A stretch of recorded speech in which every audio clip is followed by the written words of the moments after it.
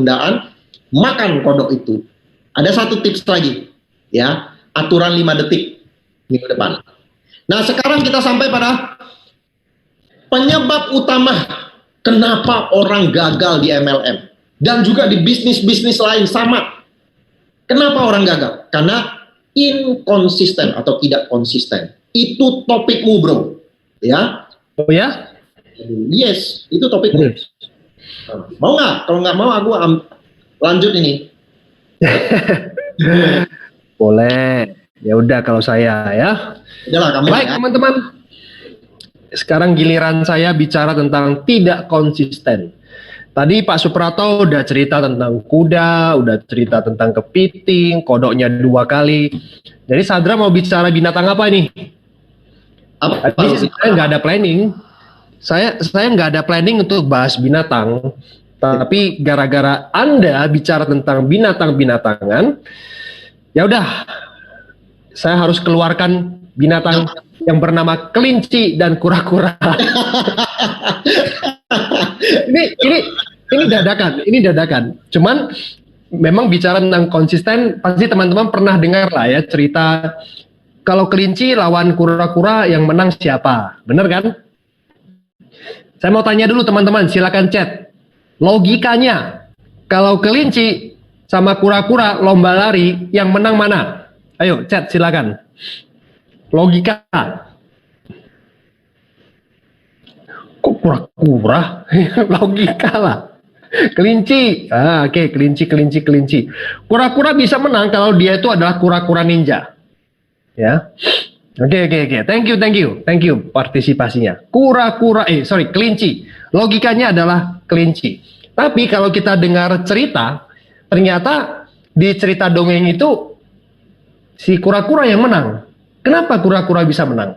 Karena kelinci menganggap remeh kan? Kelinci itu yang pertama dia nggak fokus. Dia lihat, kura-kura. Saya cuman lari sebentar aja saya menang. Ya kan? Akhirnya dia nggak konsisten. Larinya kemudian istirahat, kemudian lihat lagi, masih jauh. Santai, ngobrol, nggak konsisten aktivitasnya. Sedangkan kura-kura konsisten. Akhirnya si kura-kura menang, kan gitu ceritanya, karena kelincinya ketiduran. Nah, saya ingin tunjukkan ke Anda videonya teman-teman, real pertandingan yang sebenarnya antara kura-kura dan kelinci. Ya, kita sama-sama lihat ya teman-teman ya. Ini video dadakan aja, cuman nggak mau kalah aja sama Suprato. Masa dia bicara binatang saya tidak? Oke, ya, kita lihat sama-sama teman-teman. Kelinci bentar. Wait. Sebentar. Aduh, bahaya ini.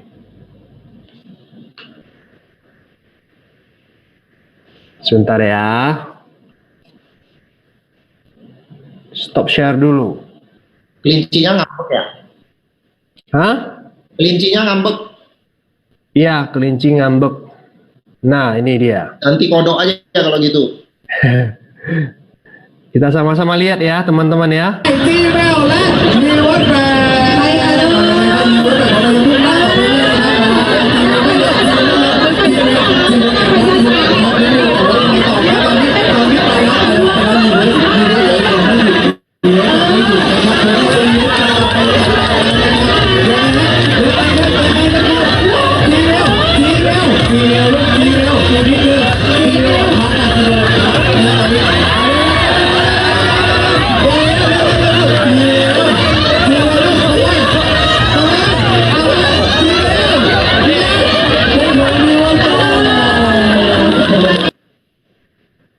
Nah, jadi inilah kisah originalnya ya. Ternyata kelinci itu dia itu cari perhatian ya, nggak fokus, lihat sana lihat sini, dia terhenti sampai setengah jalan, nggak konsisten. Sedangkan kura-kura itu konsisten. Nah, udah itu aja topik saya sih tentang kelinci dan kura-kura. Tidak konsisten teman-teman, tidak konsisten.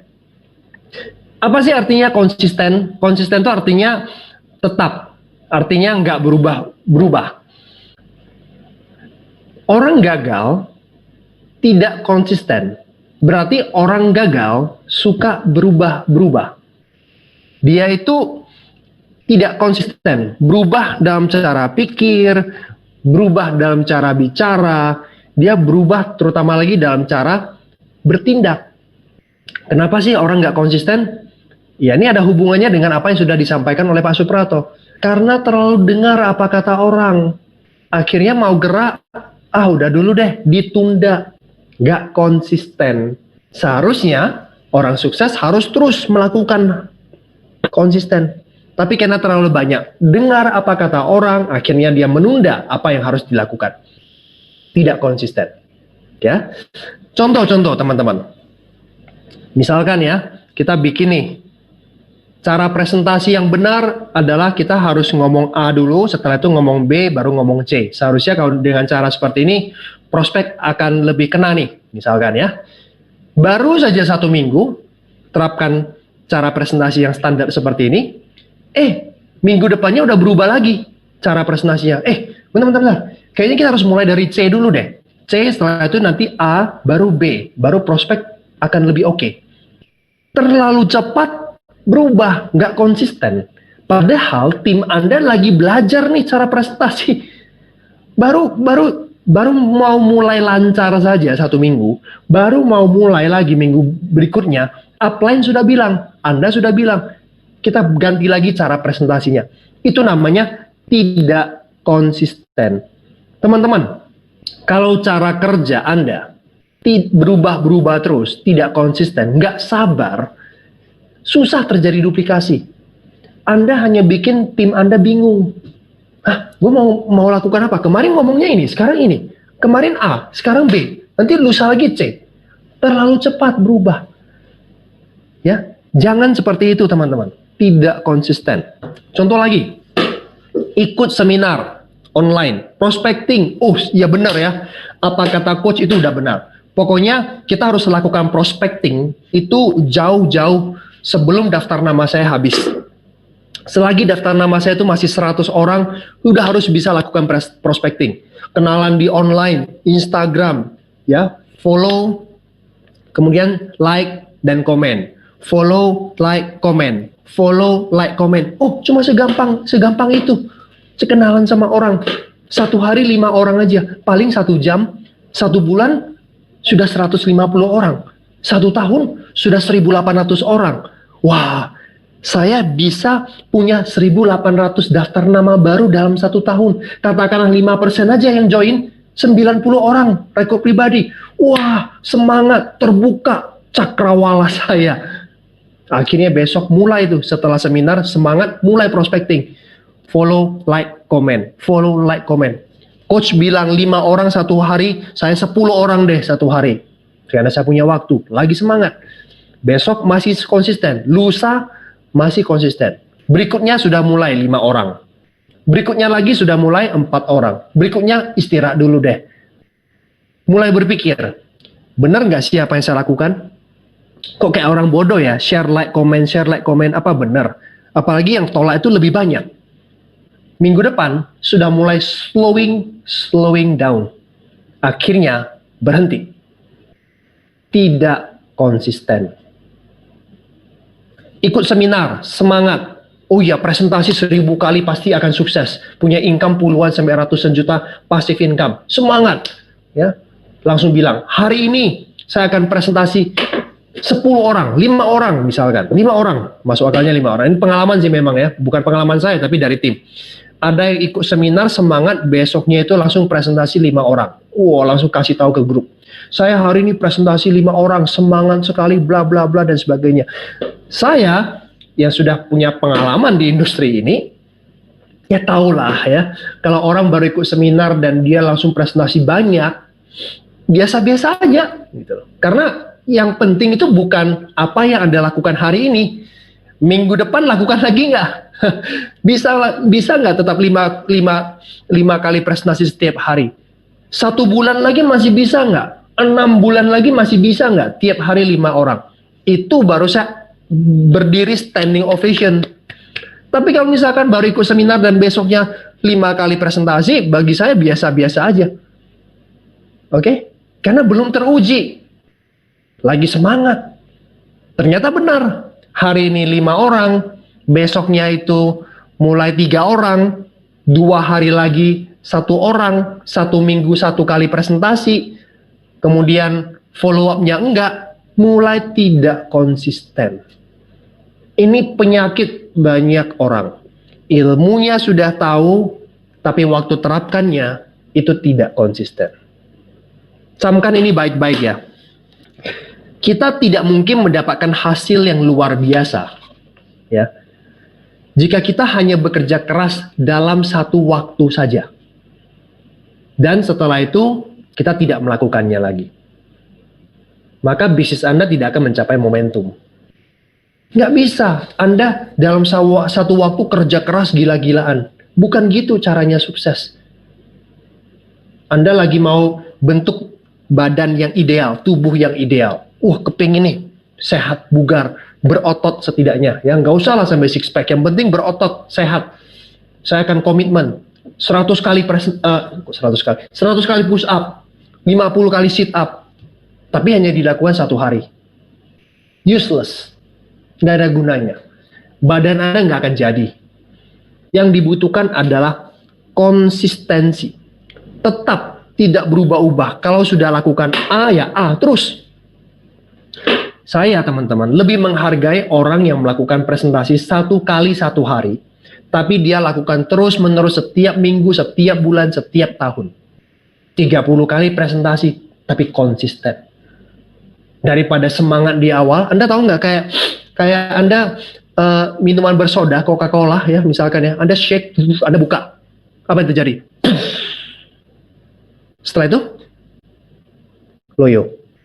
Sodanya, saya loyo.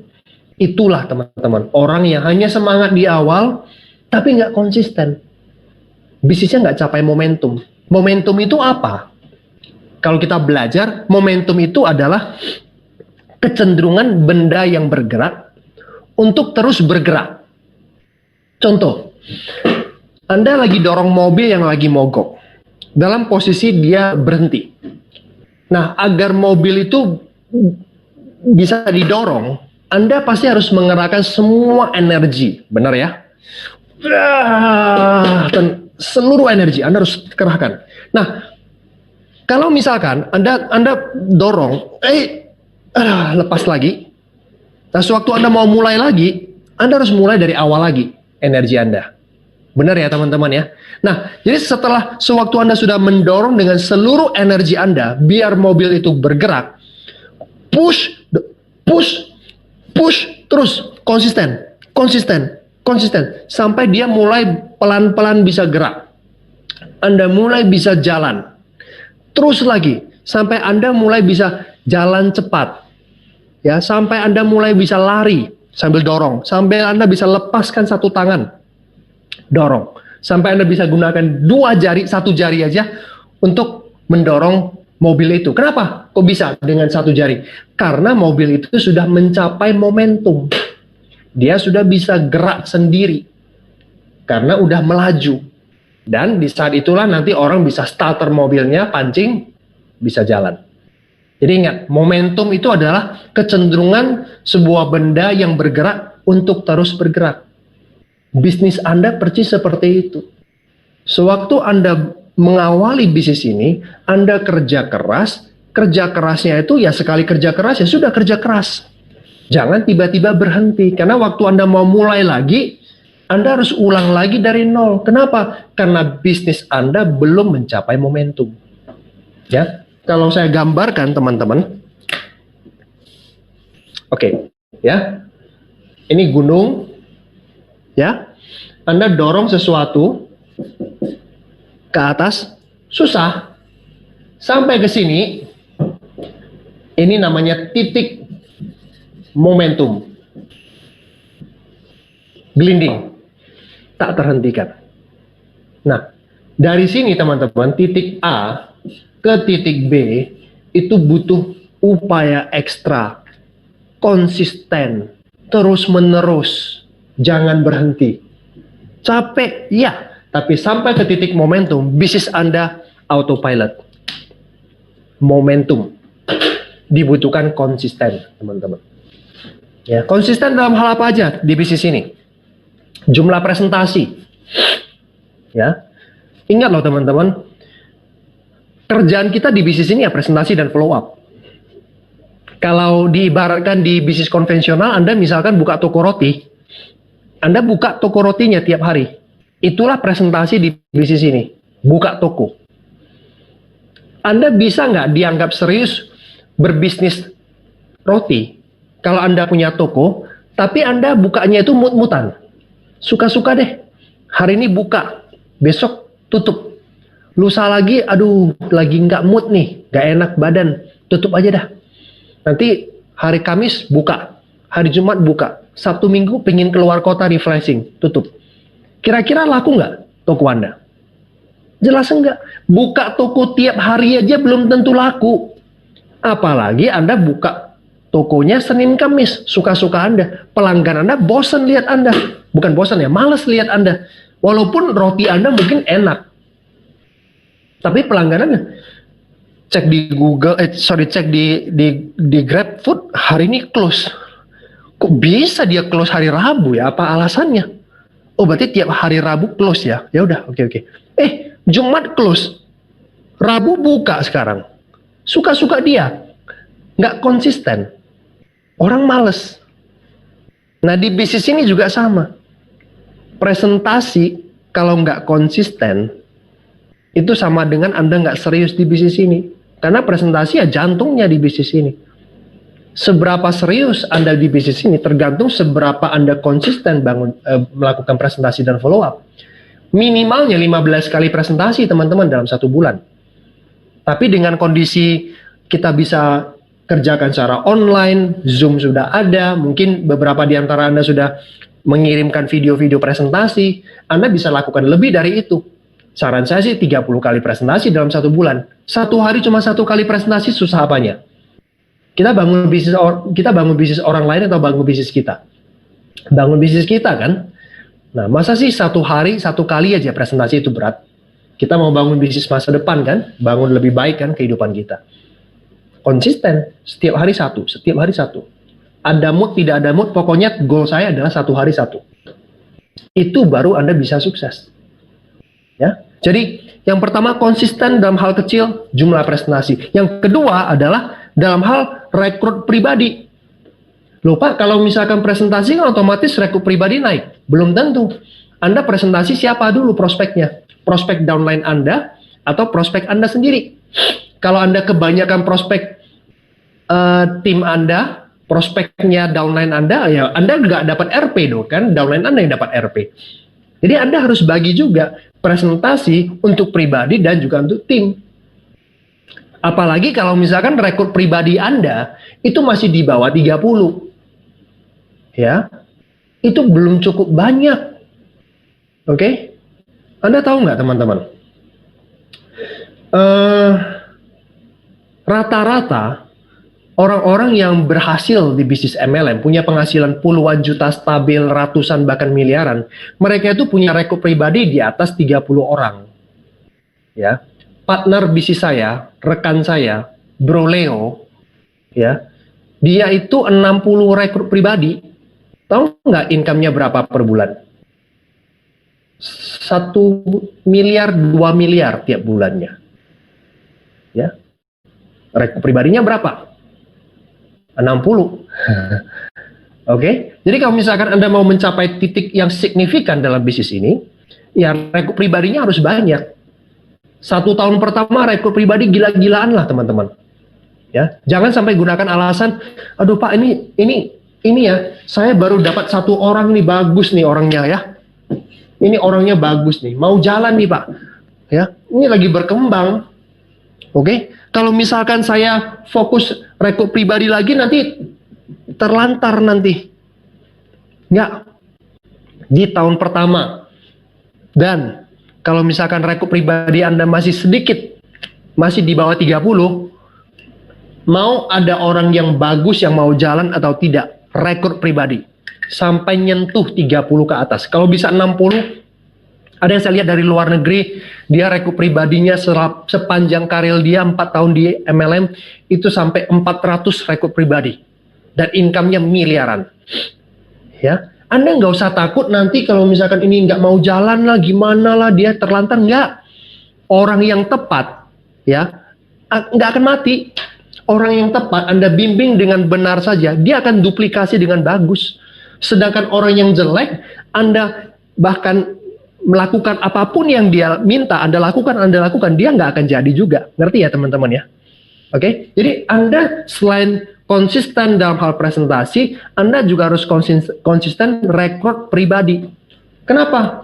Karena kalau misalkan Anda rekrut pribadinya banyak, 30 orang, percaya sama saya, nggak semuanya akan jalan. Nah, kalau misalnya Anda rekrutnya dikit, 2-3 orang saja, dan semuanya akhirnya berhenti dari bisnis ini, stres Anda. Tapi kalau misalkan Anda rekrut pribadinya banyak, ada 3 orang, 4 orang berhenti, masih banyak penggantinya. Artinya Anda nggak akan stres di bisnis ini. Banyak pilihan. Anda bekerja dengan orang yang tepat kalau rekrut pribadinya banyak. Makanya konsisten teman-teman, di tahun pertama rekrut sebanyak mungkin. 30 orang, 40 orang. Seperti itu. Semakin banyak, semakin bagus. Ya. Yang ketiga, konsisten dalam hal memasukkan orang ke sistem. Sistem itu apa? Program pendidikan termasuk di dalamnya. Orang-orang yang melakukan kebiasaan-kebiasaan positif yang kita kenal dengan istilah di buku Freedom is Not Free, core. Orang-orang yang mengikuti sistem itu namanya core. Anda nanti bisa baca di bab ke-15 buku Freedom is Not Free. Topiknya tentang batu bata lawan batu kali. Saya nggak bahas hari ini, ya, karena ada topiknya di sini, teman-teman sekalian, ya, batu bata versus batu kali. Core itu adalah orang-orang aktif yang memiliki kebiasaan-kebiasaan positif. Apa yang mereka lakukan? 1, mereka minimal 15 kali presentasi dalam 1 bulan. Kedua, melayani pelanggan. Ketiga, dia pemakai produk. Keempat, dia hadir di setiap pertemuan online offline yang diadakan oleh perusahaan. Kemudian yang kelima, baca buku minimal 15 menit per hari. Yang keenam, dengarkan audio atau nonton video motivasi tentang bisnis MLM minimal 1 judul per hari. Dan yang ketujuh adalah melakukan kebiasaan orang-orang sukses yang disebut sebagai IBO, Independent Business Owner, yaitu Golden Rule, dia mandiri. Golden Rule di bisnis ini adalah mandiri. Ini adalah bisnis saya sendiri. Jadi dia mandiri, tidak bergantung semuanya ke upline, mandiri. Yang kedua, dia lakukan konsultasi secara rutin. Yang ketiga, melakukan yang namanya edifikasi, konsultasi, dan no cross lining. Nah, itulah 7 kebiasaan seseorang yang disebut sebagai core. Anda baca bukunya ya di bab 15. Jadi kita konsisten dalam hal ini, 3 hal ya. Presentasi yang banyak, konsisten. Ya, ingat ya, konsisten ya, bukan lakukan hal yang besar dalam satu saat aja. Setelah itu langsung, nggak beraturan, berubah cara kerja Anda. Ya, Senin Kamis presentasi Anda, nggak, konsisten setiap hari, 1 terus menerus. Rekrut pribadi konsisten dan masukkan orang ke sistem, ajak orang untuk menjadi core, konsisten juga. 3 hal ini teman-teman kalau lakukan, bisnis Anda akan besar. Cara biar bisa konsisten apa? Ini. Jangan terlalu dengar apa kata orang. Yang seperti Pak Suprapto katakan tadi. Ya. Ingat, masa depan Anda itu di tangan Anda, bukan di tangan orang lain. Tanggung jawabnya itu Anda. Bukan upline Anda, bukan tim Anda. Bahkan apalagi ya orang-orang yang tidak ada hubungannya dengan Anda di bisnis ini. Anda. Jadi Anda harus konsisten. Kurangi drama. Berlebihan di pikiran, itu kebanyakan seperti itu, terlalu banyak mikir. Sinetron terjadi di sini loh, ditolak beberapa kali, udah mulai mikir yang aneh-aneh, ya, baper, itu membuat Anda itu nggak konsisten. Jalan bisnis teman-teman, nggak bisa pakai baper-baper bawa perasaan. Anda nggak cocok jadi pengusaha. Bukan hanya di MLM ya, dimanapun juga nggak bisa kalau main baper-baper dikit. Bisnis itu pakai logika. Ya, kalau logika Anda jalan, Anda akan konsisten jalankan bisnis ini. Ya, jadi ini teman-teman sekalian, tidak konsisten merupakan salah satu alasan penyebab kegagalan orang di bisnis ini. Mr. Suprato, topik saya sudah selesai. Oke.